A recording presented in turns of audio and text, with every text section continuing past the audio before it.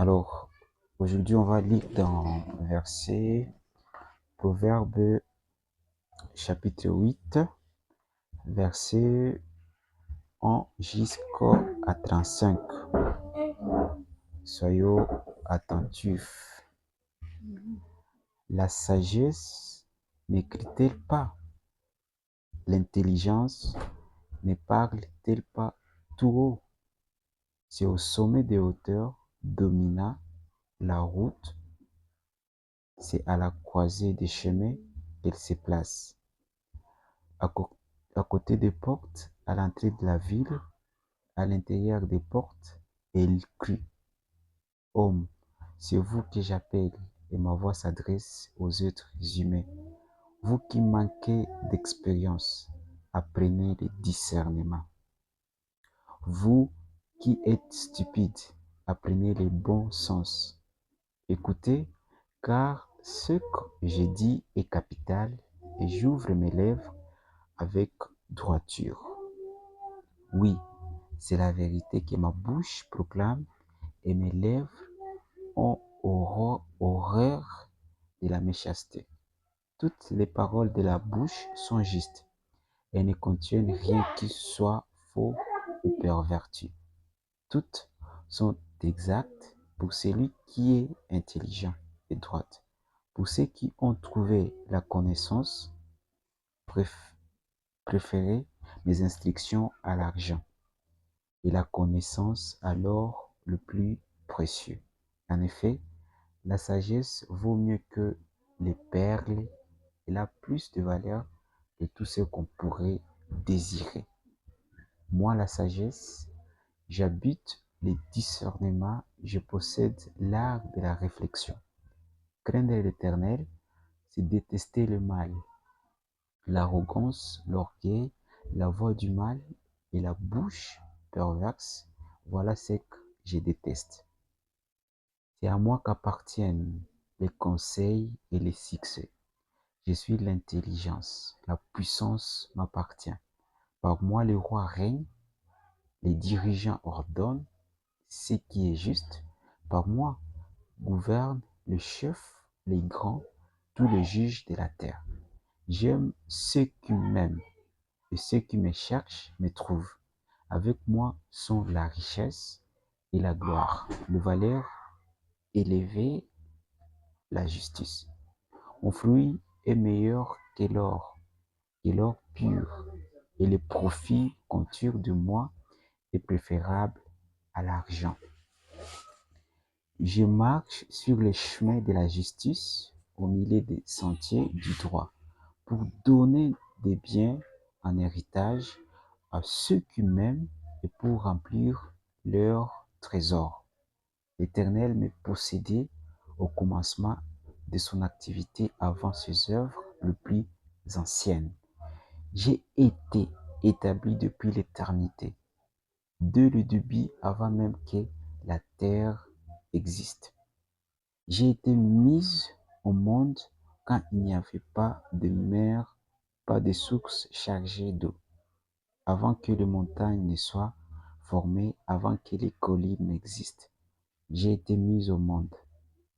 Il n'avait encore fait ni la terre, ni les campagnes, ni les premiers grains de poussière du monde. Lorsqu'il a disposé les ciels, j'étais là. Lorsqu'il a tracé un cercle à la surface de l'abîme, lorsqu'il a placé le nuage en haut et que les sources de l'abîme ont jailli avec force, lorsqu'il a fixé une limite à la mer pour que l'eau n'en franchisse pas les bords, lorsqu'il a tracé les fondations de la terre, j'étais à l'œuvre à ses côtés. Je faisais tous les jours son plaisir, joua constamment devant lui, joua dans le monde sur sa terre et trouvant mon plaisir parmi les hommes. Et maintenant, mes fils, écoutez-moi, heureux ceux qui persévèrent dans mes voies. Écoutez l'instruction pour devenir sage, ne la négligez pas. Heureux l'homme qui m'écoute, qui veille chaque jour sur mes portes et qui garde l'entrée de ma maison. En effet, celui qui me trouve a trouvé quoi? La vie. Il a obtenu la faveur de l'Éternel. En revanche, celui qui pêche contre moi s'est fait du tort à lui-même. Tous ceux qui me détestent aiment la mort. Acclamons la parole de Dieu. Alors, nous venons de lire dans Proverbe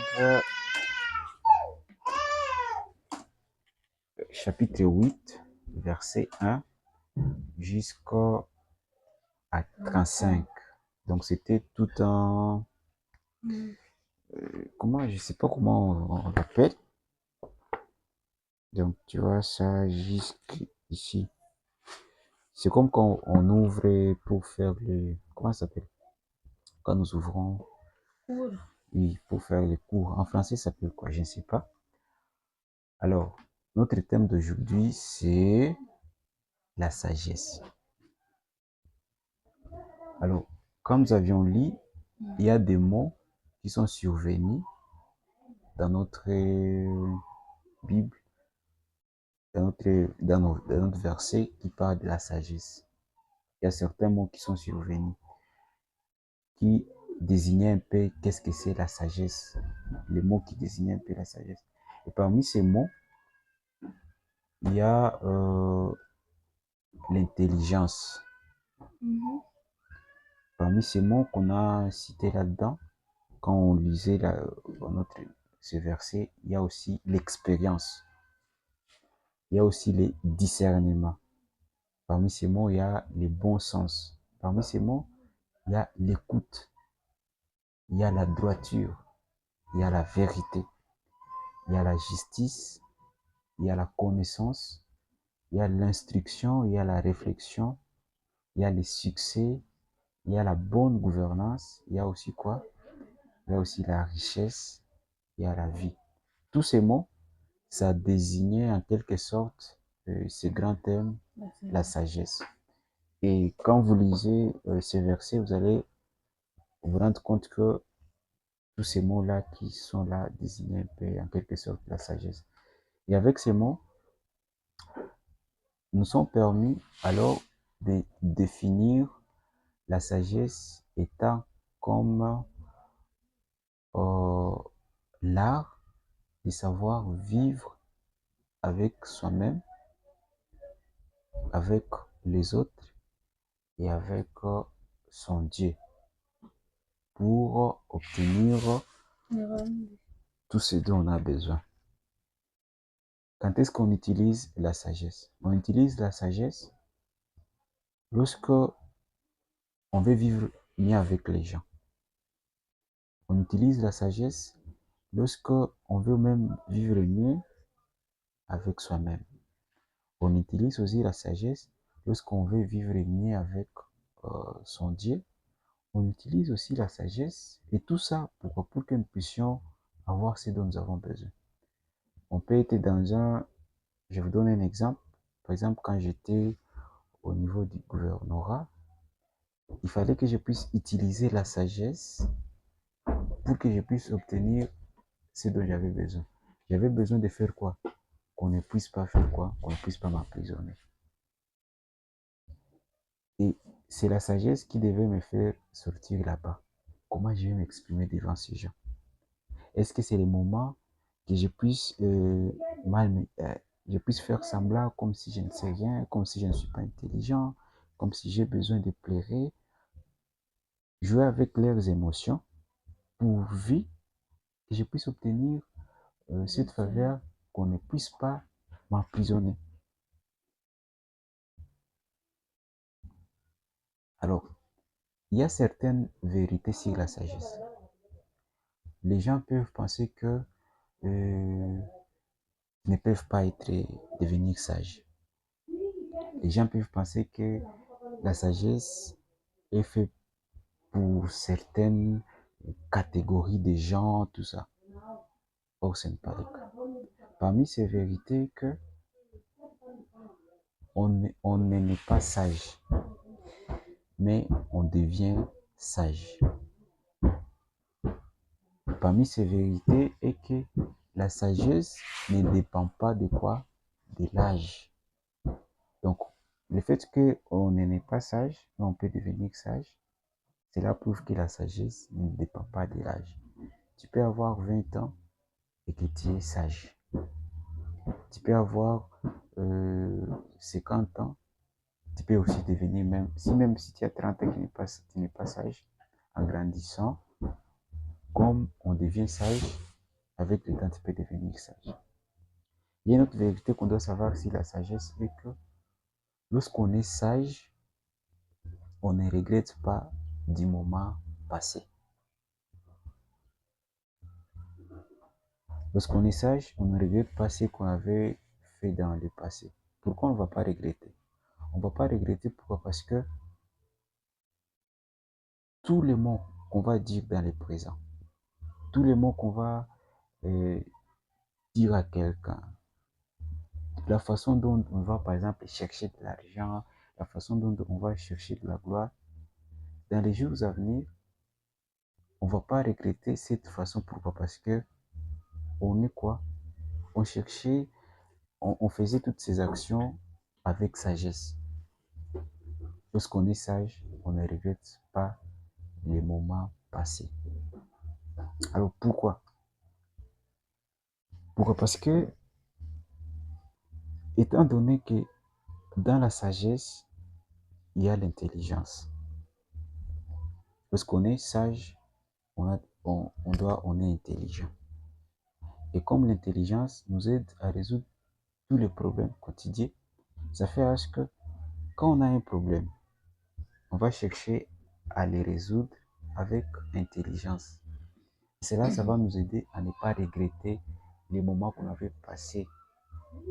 Parce qu'il arrive des moments où nous pouvons nous asseoir et du coup, nous dire ah, pourquoi j'avais fait telle action. Par exemple, euh, quand j'étais au gouvernorat, je me dis mais pourquoi j'avais parlé avec Joyce de cette façon? Si je ne pouvais pas lui dire cela veut dire que je ne pouvais pas me retrouver dans cette situation. C'est-à-dire que je n'avais pas cherché à résoudre le problème avec intelligence. Et ça a fait à ce que je puisse regretter les moments passés. Et aujourd'hui, dans notre verset, on nous appelle à développer quoi? On nous appelle à développer la sagesse. Parce que lorsqu'on est sage, on ne peut pas regretter les moments passés. On va commencer à résoudre nos problèmes avec intelligence. Il y a aussi un autre point. Il y a l'expérience nous aide à nous référer du passé pour mieux vivre le présent. Lorsque nous sommes sages, lorsque nous sommes sages, nous sommes intelligents. Lorsque nous sommes sages, nous avons aussi de l'expérience. Devenir sage, c'est développer son intelligence. Devenir sage, c'est de s'appuyer sur ses expériences pour résoudre des problèmes. Donc, parce que l'expérience, ça nous aide à nous référer du passé pour mieux vivre quoi? Pour mieux vivre le présent. Lorsqu'on a de l'expérience, on saura vivre l'instant présent. Il y a un autre point qu'on a soulevé, le discernement. Le discernement, ça nous aide à nous remettre en question pour nous améliorer. Par exemple, en prenant le contexte de Nicole tel qu'elle était venue ici, on développe son esprit de discernement, on peut s'asseoir dans son coin, on se dit, mais est-ce que euh, je ne suis pas vraiment la personne, je ne suis pas le pilier qui a fait à ce qu'on puisse m'accuser de ceci ou cela. Toutes ces questions, ça nous aide à faire quoi? Ça nous aide à faire les discernements. Ça nous aide, on fait les discernements et ça va nous aider à nous remettre en question pour nous améliorer. Donc prochainement, il ne faudra pas que je ne puisse pas faire ceci. Donc cela veut dire quoi? Dès aujourd'hui, nous devons développer notre intelligence. Pourquoi développer notre intelligence? Pourquoi? Parce que ça nous aide à résoudre nos problèmes. Dès aujourd'hui, nous devons nous référer de notre expérience. Pourquoi nous référer de l'expérience? Pour mieux vivre le présent. De l'expérience, comme je me suis retrouvé au niveau du gouvernorat, c'est déjà une expérience. Cela veut dire que cette expérience va m'aider à vivre alors cette expérience va m'aider à vivre le présent. Parce qu'une expérience, c'est déjà le passé. Et cette expérience, ça ne doit pas être oublié. Ça va m'aider. Ah, donc prochainement, il ne faudra pas que je puisse faire ceci. Donc prochainement, il ne faudra pas que je puisse parler de ça à Odile. Pourquoi? Parce qu'il ira dire ça à Nicole et puis ça va créer des amis. Ou moi-même, pourquoi ne pas parler directement à Nicole au lieu de passer comme ça. Et comme Odile n'a pas euh, cet esprit de garder ce que tu lui as dit, de garder ça pour lui, pour ne pas encore parler de ça, que ça crée des polémiques prochainement. J'ai appris de cette expérience. Il faut que je puisse me comporter comme ça dans le présent. On vient d'apprendre aussi que le discernement, ça nous aide à nous remettre en question pour faire quoi? Pour nous améliorer. Alors, lorsque nous comprenons les trois points, l'intelligence, l'expérience, le discernement, ça va nous aider à développer quoi? Notre bon sens, avoir le bon sens. Lorsque nous sommes intelligents, lorsque nous appuyons sur nos expériences, lorsque nous faisons le discernement, ça va nous aider à faire quoi? À développer notre écoute. Pourquoi? Parce que pour avoir de l'expérience, tu dois écouter.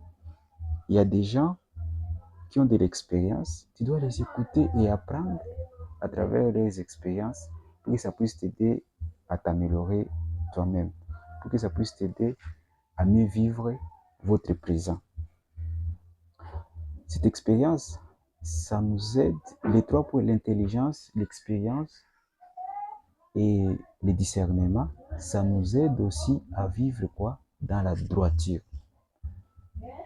Je pense que même la droiture, nous l'avons soulevé dans notre verset. Je ne sais pas si tu as écouté le mot droiture quand j'ai parlé de ces versets. Ça va nous aider, les trois points, l'intelligence, l'expérience et le discernement, ça va nous aider à vivre dans quoi? Dans la vérité. Ça va nous aider à être aussi juste, ça va nous aider aussi à avoir de la connaissance. Ça va nous aider aussi à réfléchir. Pourquoi réfléchir? Parce que quelqu'un est intelligent, quelqu'un qui est sage, il trouve le temps de réfléchir avant d'agir.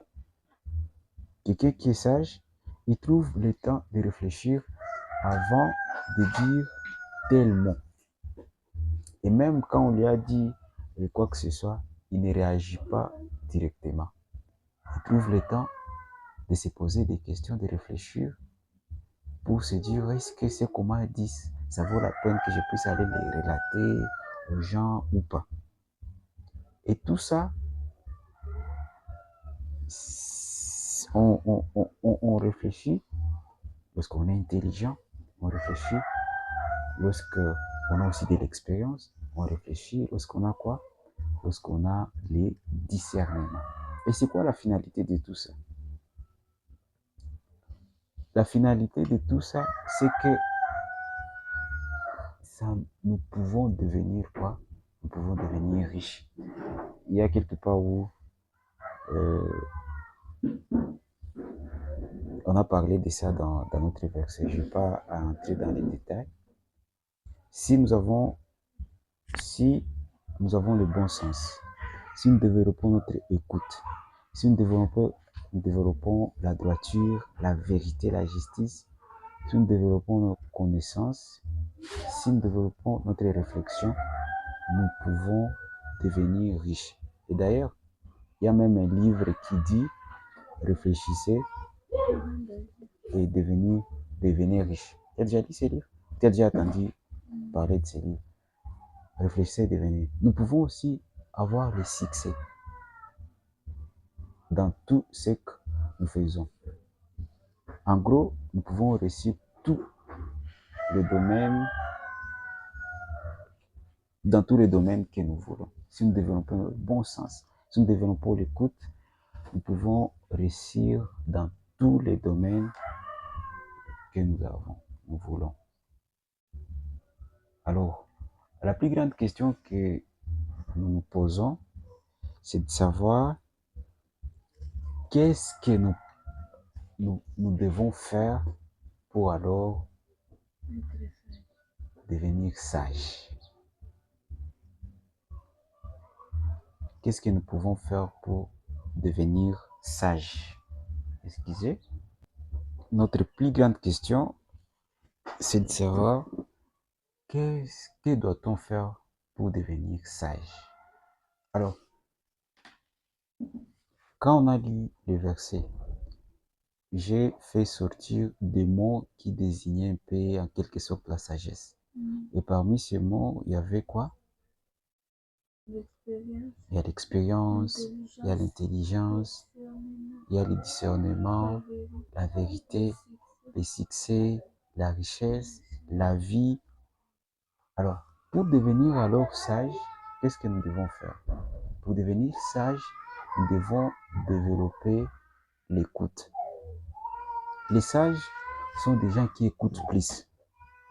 Lorsque tu lui parles d'une chose, il ne sera pas là pour réagir directement. Il va développer son écoute. Je pense qu'un jour, tu m'avais dit, ah, Nkura, Maman Chloé m'avait dit, c'est comme s'il aime quand vous discutez avec lui, tout ça. En vrai dire, moi, je ne discute même pas, donc il n'y a pas de mots que, souvent, je ne donne pas plus de mes opinions, mais c'est juste que j'ai développé l'écoute.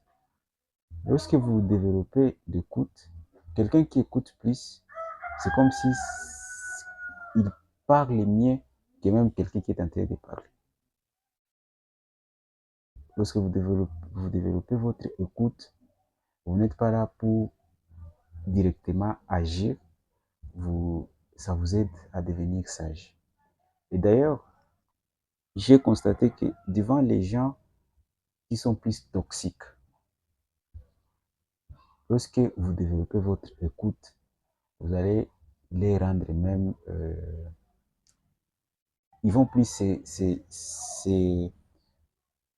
reprocher de quelque chose. Je me souviens lorsqu'on parlait avec Élisée. Alors, quand je viens, alors, je suis devant lui, il me dit, ah, moi, comment tu ne m'avais pas écrit tout ça, je t'avais écrit, tu ne m'avais pas écrit.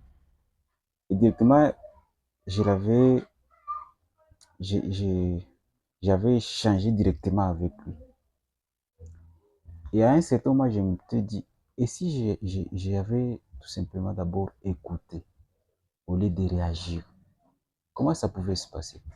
Je pouvais lui donner le temps tout simplement d'écouter, je l'écoute, sans réagir subitement, peut-être sous colère, je l'écoute. Quand il termine à parler tout ce qu'il pouvait dire, et après je lui dis non, tu vois, il y a ça, calmement, sans avoir une sorte de brutalité dans ce que je pouvais lui dire. Peut-être je pouvais devenir sage. Et j'avais regretté de cet acte. Aujourd'hui, nous devons prendre conscience de cela. Lorsque quelqu'un même vient te parler d'une situation, tout ça, même si c'est faux, même s'il est en train de dire du mal de toi, même si tu n'es pas en accord avec lui, son opinion n'est pas vraiment la vôtre, lorsqu'on développe l'écoute, on l'écoute, cette personne va même se sentir ridiculisée. Pourquoi? Parce que en l'écoutant, ça t'aide à faire quoi? À développer aussi votre discernement.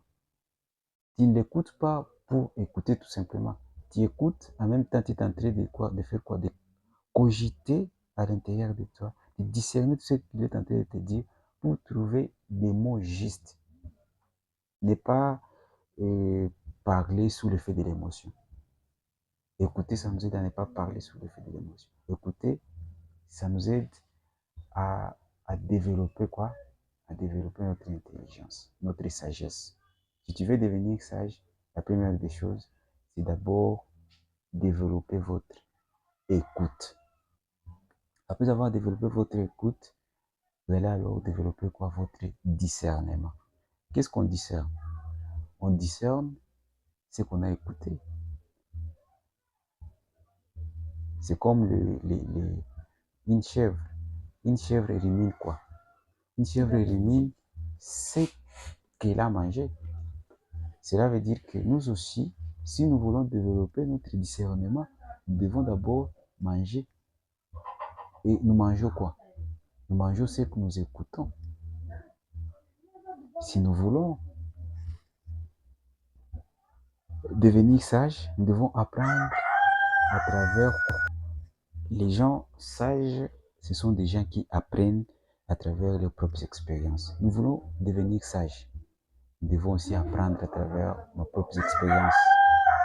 Pas seulement nos propres expériences, parce que nous pouvons être limités, mais nous pouvons aussi apprendre à travers les expériences des autres.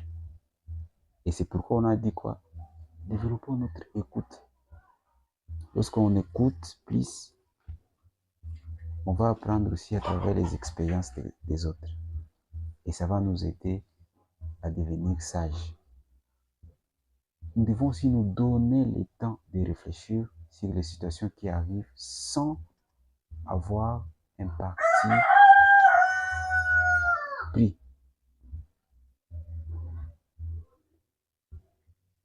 On doit réfléchir, nous devons donner le temps de réfléchir sur tout ce qui nous arrive. Par exemple, Nicole vient, il part de ces jours-là. Nous ne devons pas avoir des partis pris. Du genre, non, j'ai raison. Ou soit, celui-là a raison, celui-là a raison, celui-là a raison. Mettez-nous au milieu du village. Mettez-nous au milieu du village et réfléchissons, savoir les partis pris. S'il a dit ceci, peut-être c'est à cause de ça. Et celui-ci, s'il a dit ceci, peut-être c'est à cause de ça.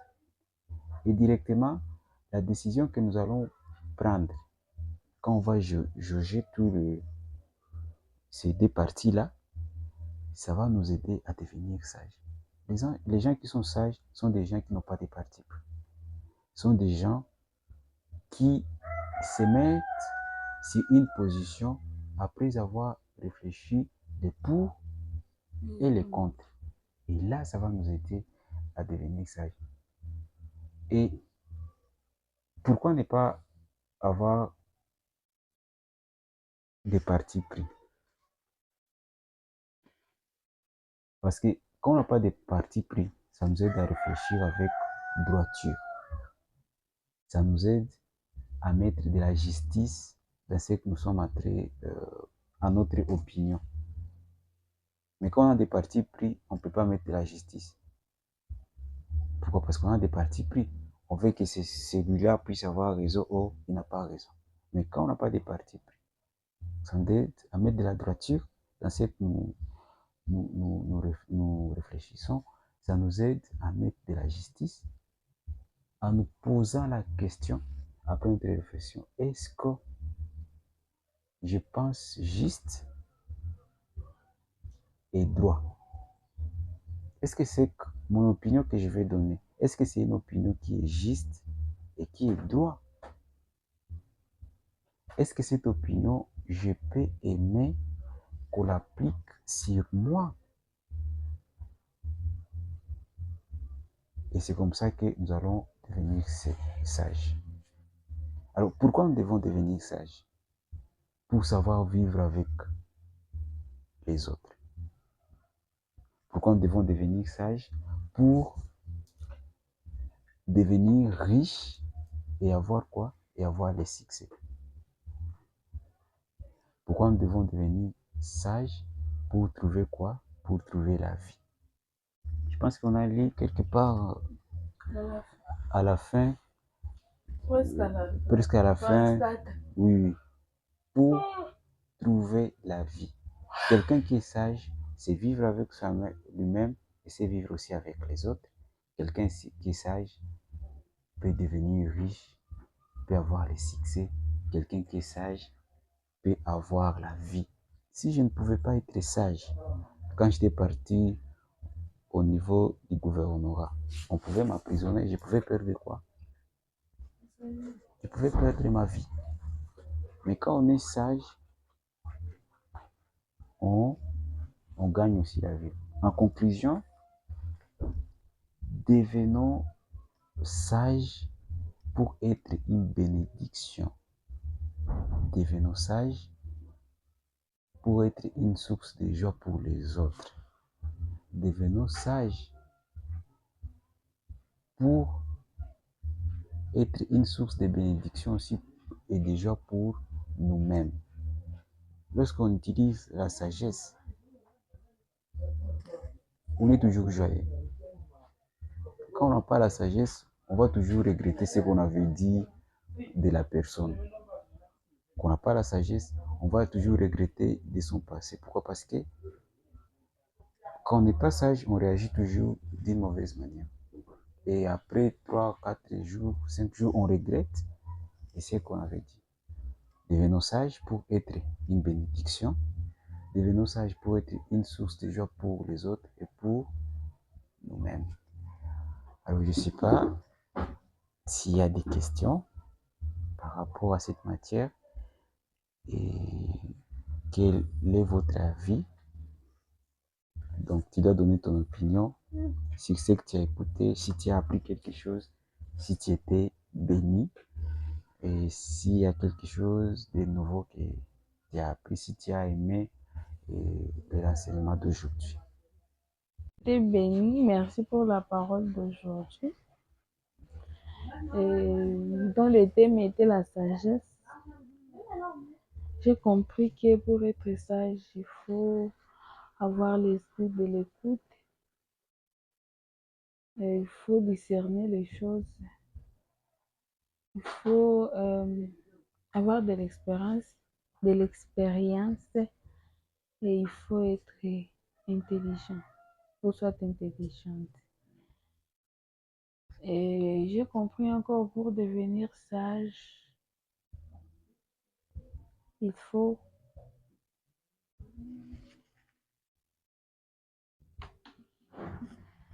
et j'ai compris encore que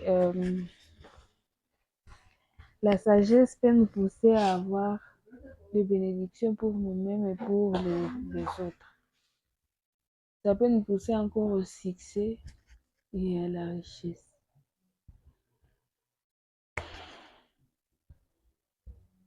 Et c'est un peu ça, c'est tout.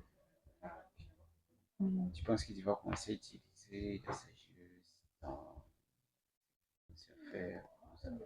Bon, Quelle résolution tu as pris? bon, j'ai pris la résolution de discerner avant d'agir et d'écouter les gens, d'écouter les autres avant de prendre une décision et de ne pas avoir de parti pris. Donc, la justice exige que tu sois de tes côtés au même moment pour appliquer la justice, pour appliquer la droiture. Je pose aussi la question, est-ce que c'est qu'on je prends comme décision, je peux aimer qu'on applique à moi, si c'était moi qu'on appliquait ça, est-ce que je peux aimer qu'on applique sur moi? C'est un peu ça. Je vois que tu as pris. Oui.